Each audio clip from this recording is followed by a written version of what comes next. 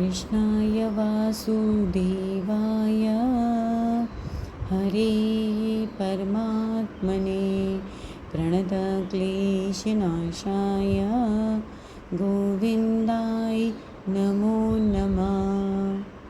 हरे कृष्णा। आप सभी का स्वागत है मेरे इस YouTube चैनल पे राधे राधे कृष्णा।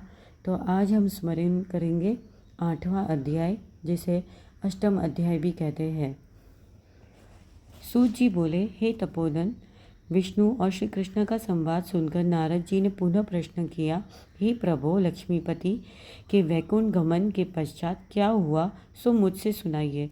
इस प्रश्न से भगवान बद्रीनाथ प्रसन्न हो बोले, श्री लक्ष्मीपति ने पुरुषोत्तम मास को अपने वैकुंठ में ही निवास दे दिया, तो वह वहाँ का निवासी, स्वर्ग का निवासी और सब मासों का अधिपति होकर सानंद विष्णु के साथ क्रीड़ा करने लगा।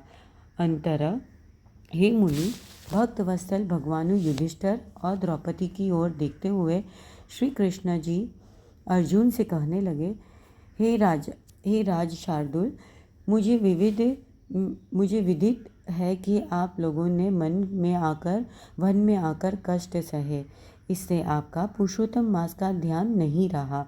श्री कृष्ण के प्रिय पुरुषोत्तम मास आदर नहीं पा सका। व्यास जी से शिक्षा प्राप्त करने हेतु युद्धशील अर्जुन भी इस इंद्रलोक पर्वत पर तप करने चले गए। उसको विछोह से दुख होकर आप लोग ने भी अज्ञानता में ही पुरुषोत्तम मास का व्यतीत होना नहीं जाना, और यह भाग्यवश ही हुआ है। अब मैं आपको दुखों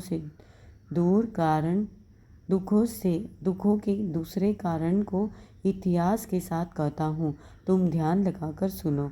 श्री कृष्ण जी बोले, यह द्रौपदी पूर्व जन्म में एक विद्वान ब्राह्मण की पुत्री थी। समय बीतने पर यह 10वें वर्ष में आई तो इसके नेत्र बड़े सुंदर हो गए और रूप निखर गया। यह चतुर, गुणी और सुंदर थी और पिता को अति प्यारी थी। पिता ने उस पुत्री की भांति पाला पोसा तथा कभी उपेक्षा नहीं की। वह साहित्य, शास्त्र तथा नीति में निपुण हो गई। माता की मृत्यु पहले हो गई थी, इससे उसे पिता ने ही पाला। पड़ोसियों, सखियों का सुख देखकर वह पुत्र आदि की कामना करने लगी। विचार करने लगी कि ऐसे गुणी और भाग्यशाली पति, पुत्र आदि मुझे किस प्रकार प्राप्त होंगे। वह सोचती कि अब क्या किया जाए, किस देव की उपासना की जाए, मुनि के समीप जाऊँ, कौन सा तीर्थाटन करूँ, मेरे भाग्य क्यों सोए हुए हैं, कोई मुझे पत्नी के रूप में अंगीकार क्यों नहीं करता। इतने विद्वान होने पर भी मेरे पिता भाग्य दोष से ही मूर्ख बने हुए हैं, जो विवाह के योग्य पर भी मेरे लिए उपयुक्त वर नहीं ढूंढ पाते। मैंने अपनी सखियों से प्रमुख बनी हुई हूँ, किंतु फिर भी कुमारी हूँ। मेरी सखियाँ को स्वामी के सुख का जैसे अनुभव है, मुझे वैसा नहीं है। इससे मुझे अत्यंत क्लेश है। इसी प्रकार इच्छाओं के समुद्र से चिंतातुर वह कन्या शोक के सागर में डूब गई। दूसरी ओर वह विद्वान ब्राह्मण कन्या हेतु उपयुक्त पात्र की खोज करने लगा रहा, किंतु उसके योग्य पात्र नहीं मिला। वह निराश हो गया। अपनी कन्या का दुर्भाग्य से सके संकल्प का पिंजरा टूट गया और देवष्ठात उसे एवं दारुण जवर ने ग्रस्त कर लिया। उसने अपनी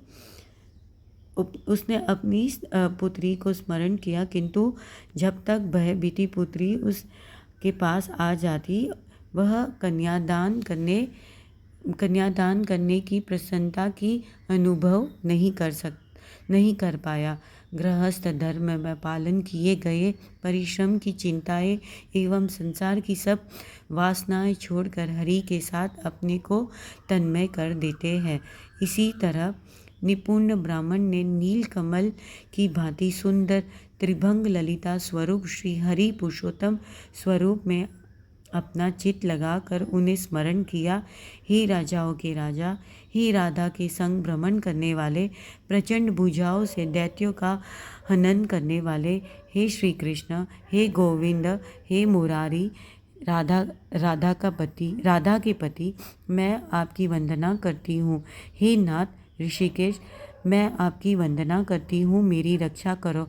उसी मुनि ने के ऐसे वचन सुनकर भगवान के लोग उसे उनके पार्षद आ पहुँचे और मृतक का आत्मा लेकर भगवान के चरणामृत से प्रस्तुत किया। अपने पिता को मृतक पाकर वह कन्या हाहाकार करके रुदन करने लगी। पिता के शरीर को गोद में रखकर वह करुणा विलाप करने लगी। हाय पिता, अपनी पुत्री को सुखी से रखने वाले कृपालु, मुझे आप किसके आश्रय छोड़ गए?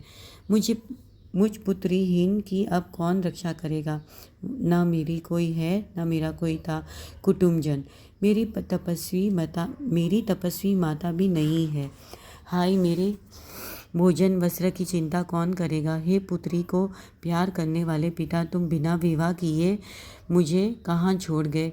हे तपोनिधि, लौट कर आ जाओ। इस प्रकार अश्रु बहाती हुई वह ब्रह्मांड बालिक बारंबार रुदन करने लगी। उसका ऐसा करुणा रुदन सुनकर वन में निवास करने वाले अन्य ब्राह्मण सोचने लगे, ऐसे करुण स्वर में कौन रोता है? तो पता लगा कि ब्राह्मण की पुत्री रोती है।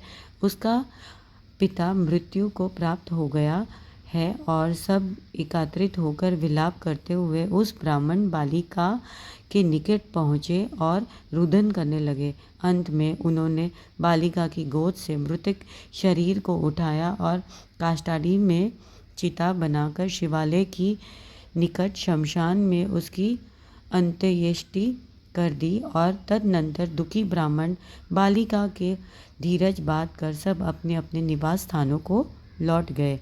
बालिका ने पिता के सभी और्ध्व दैहिक विद्वानों में यथाशक्ति व्यय किया और उसी वन में अपने पिता के बिछाने से दुखी रहने लगी। इति श्री ब्रह्म नारदीय पुराणे पुरुषोत्तम महात्म्ये श्री नारायण नारद संवादे कुमारी विलापो नाम अष्टम अध्याय संपूर्ण। राधे राधे।